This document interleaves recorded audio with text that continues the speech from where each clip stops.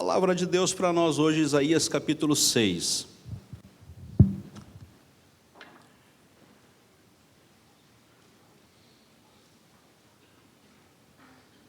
Profeta Isaías, capítulo de número 6.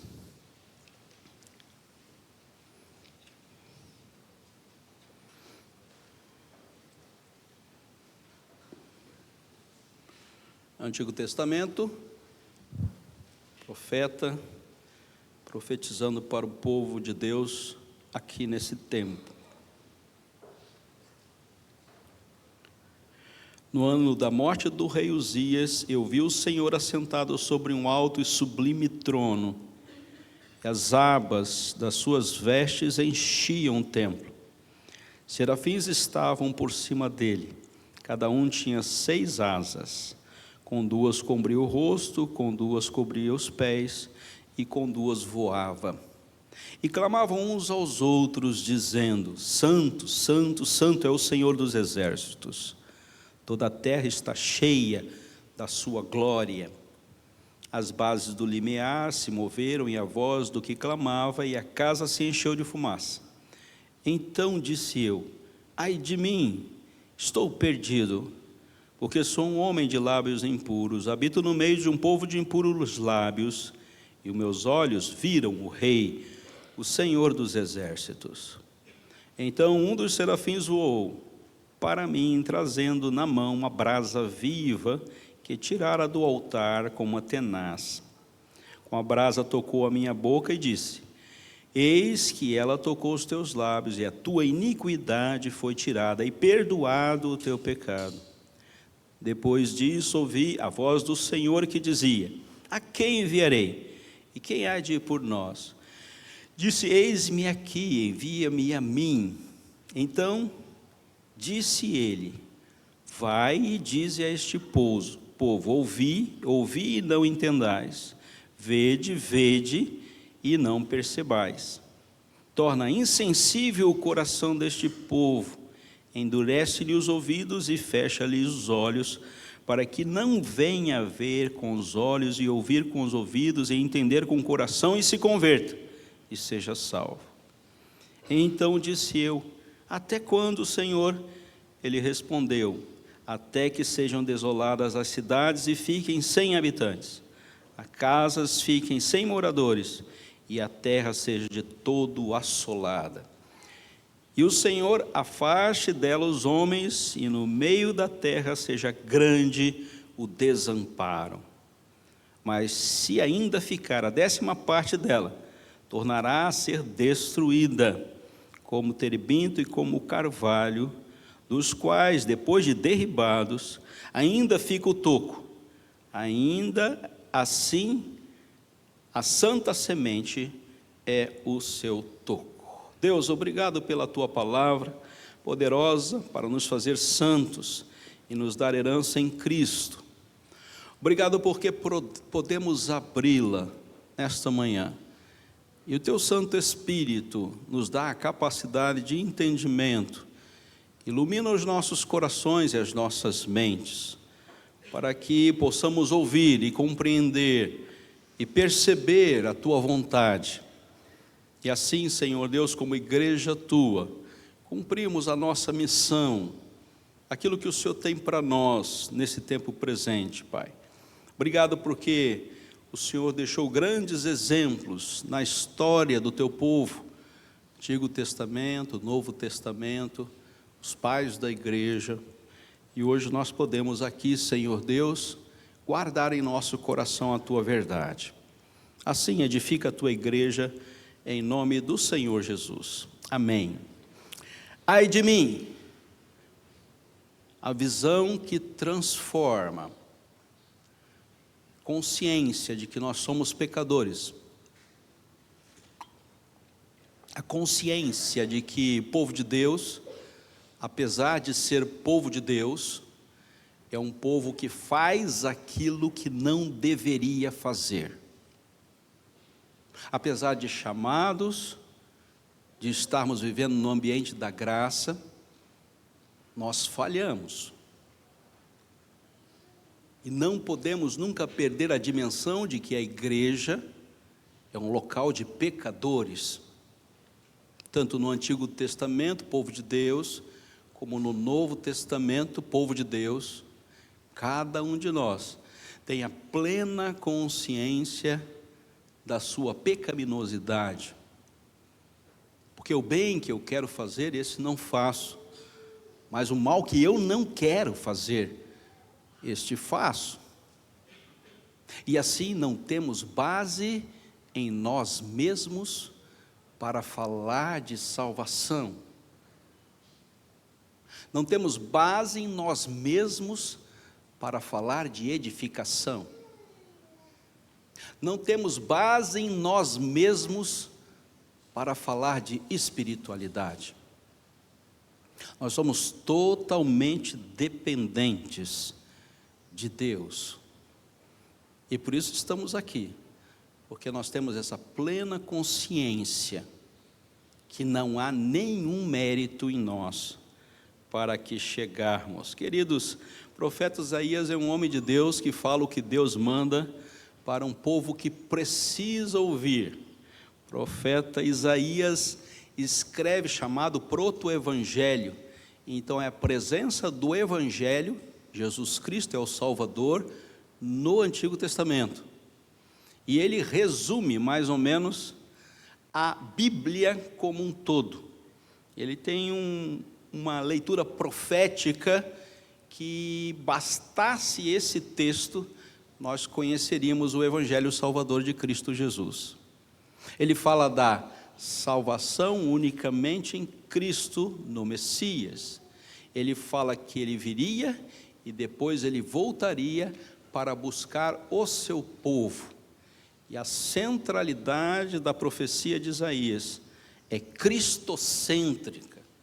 Aqui no Antigo Testamento, todo o fundamento do seu pensamento está em Jesus Cristo como Senhor e Salvador. Ainda que seja uma leitura profética, messiânica, ele identifica o Salvador, Jesus Cristo. O livro dos 39 livros do Antigo Testamento, ele é o número 24, então ele está próximo aí dos 300 anos finais que haverá texto bíblico no Antigo Testamento.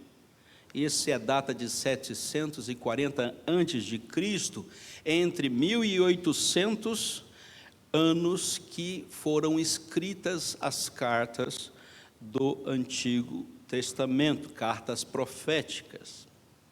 Curiosidade sobre a vida de Isaías, que ele é filho de Amós, não do vaqueiro, mas ele é filho do caçula de Joás, rei de Judá.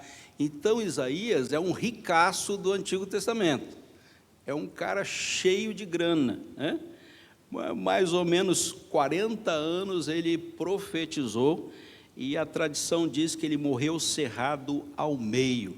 Hebreus capítulo 11, verso 35, morreu com 120 anos. Então, Isaías é um homem bem estabelecido, mas ele tem um chamamento de Deus, e propriamente esse é o texto onde ele coloca para a Escritura Sagrada, ele coloca o seu chamamento para servir a Deus integralmente. O capítulo 6 de Isaías é um relato impactante de toda a Escritura. O episódio que marca essa ação profética de Isaías é aqui exposto. E a tradição reformada nos coloca diante da centralidade de Deus na adoração. Em toda vez que prestamos culto a Deus, estamos aqui porque Deus é o centro. E cada atividade de um culto, e cada momento litúrgico de um culto deve apontar para Deus. Apontou para outra coisa ou para outra pessoa, não é mais culto. E por isso nós não temos intervenções litúrgicas, porque só Deus deve ser adorado. O reconhecimento da nossa miséria, Talvez aqui a parte mais difícil para o crente é reconhecer os seus pecados. E vivendo sem Cristo, isso é impossível chegar na presença de Deus. Mas a confiança na obra redentora de Cristo muda esse cenário. Então toda a cena de Isaías 6 nos leva nessa direção. O contexto histórico que Isaías está aqui vivendo um momento de crise política e crise espiritual. O rei Uzias morreu, 740, e trouxe grande instabilidade para o povo. O que é isso? Insegurança política. Israel não sabe o que vai acontecer com a sua polis. Sabe o que vai acontecer com a sua relação de cidade. Se as coisas continuarão normalmente ou se viverão tempos difíceis.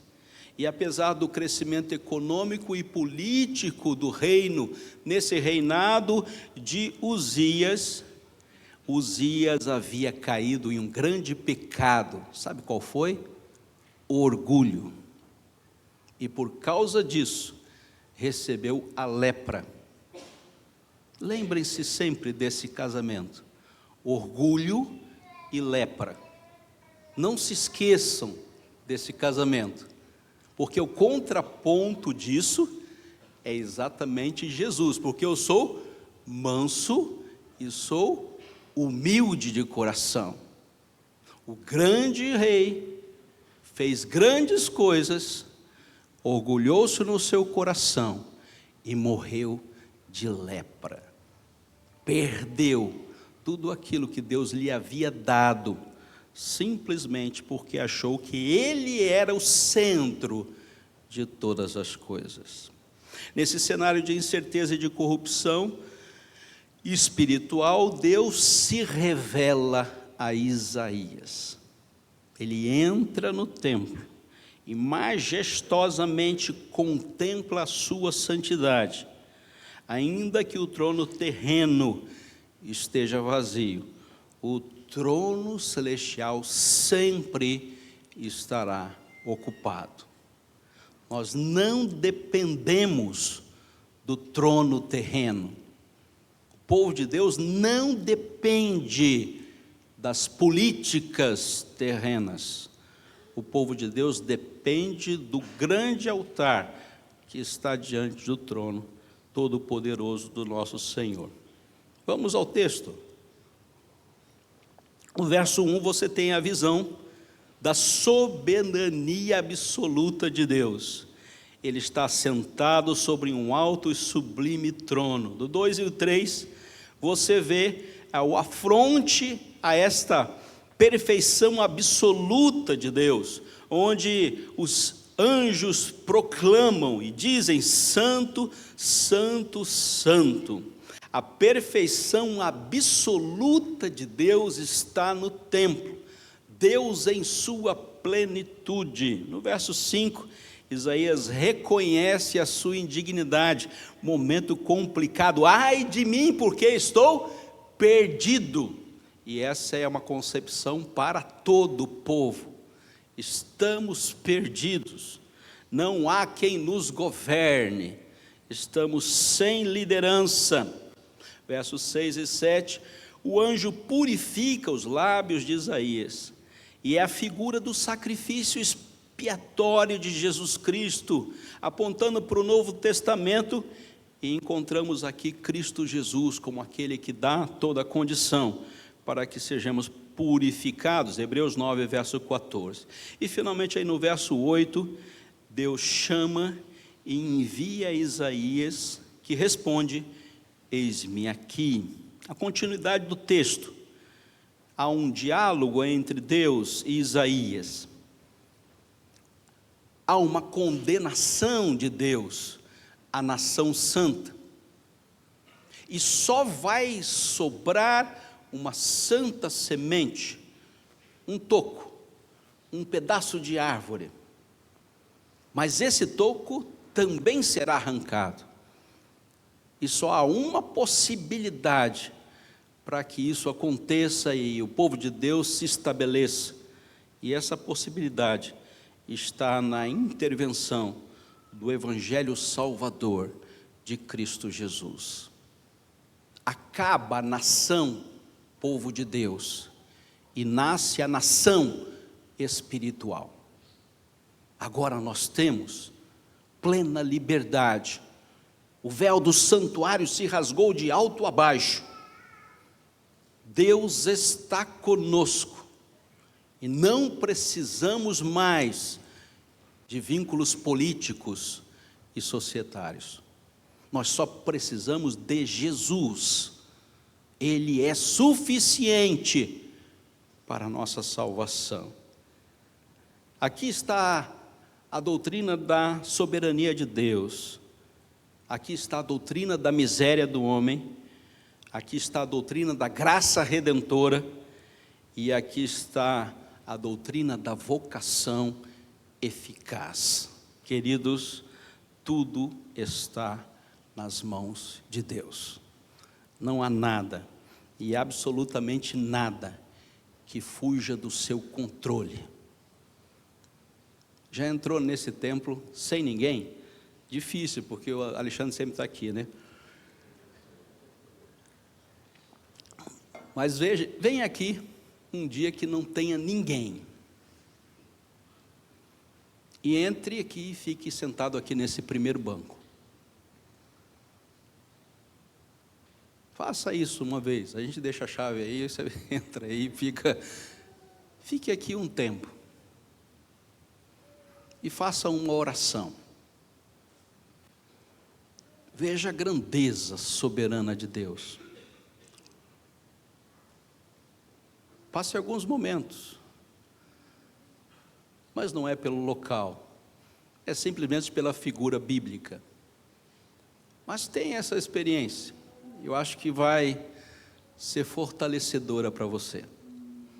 E eu gosto de vir aqui sozinho, né? Aproveito quando o Alexandre não está e fico sozinho aqui sentado nesse banco. Não vai acontecer nada mágico, pode ficar tranquilo, a casa não vai se encher de fumaça, os anjos não virão, mas você terá a plena certeza que você está no local certo. É aqui que você deve adorá-lo. Isso vai mudar a sua direção de vida. Você está preocupado com o que está acontecendo lá fora? Você está ansioso com o que está acontecendo lá fora? Você acha que não vai ter jeito com o que está acontecendo lá fora? Você acha que Deus se limitou às possibilidades humanas de manter a paz e a unidade e a coerência para esse mundo vil? Pois é uma boa hora para você ler a convicção que Isaías tem de que Deus está no seu santo templo, que a glória de Deus está conduzindo a sua existência, que não era Uzias que ia resolver as coisas, mas é Deus que diz o que é santo, santo, santo. E a sua vida está conformada à presença de Deus em toda a criação, não somente naquele local santo. Portanto, queridos, a visão da santidade de Deus é suficiente para nós. Deus é soberano, Ele é exaltado, mesmo quando os reinos caem, mesmo quando nós achamos que agora vai dar certo, e há uma mudança de direção nas possibilidades humanas por causa da pecaminosidade do homem, e não buscar a vontade de Deus em primeiro lugar. Sua santidade é infinita, santo, santo, santo, ela é perfeita, e ela está proclamada para toda a criação, e a sua glória está em todo lugar. A verdadeira adoração começa quando contemplamos a majestade de Deus, ou não quando eu faço ou quando eu deixo de fazer, mas a própria santidade de Deus é suficiente para que eu o adore. Nós temos que reconhecer o nosso pecado e diante da santidade dizer, ai de mim, Senhor. A convicção de Isaías é que humildemente ele não pode fazer absolutamente nada para mudar o status quo, mas ele precisa de Deus. E ele diz, ai de mim, Senhor. Por mais que ele mova, por mais que ele pregue, por mais que ele proclame, por mais que ele faça a obra, nada vai acontecer, porque ele é pecador. E em si mesmo não há salvação. O contraste aqui é entre a glória de Deus e a miserabilidade humana. Nós estamos no meio da corrupção, e essa corrupção atinge a todos. Não há perfeição em ninguém. Por melhor que sejam os discursos dos profetas que estão profetizando em Israel, é como nada se Deus não intervir. Ai de mim, Senhor. A leitura reformada insiste que não podemos salvar a nós mesmos. E preste atenção, esse é um pequeno grupo no meio cristão. Não podemos salvar a nós mesmos, nós somos um pequeno grupo que crê nisso. Em todo o mundo evangélico, nós somos um grupo muito pequeno.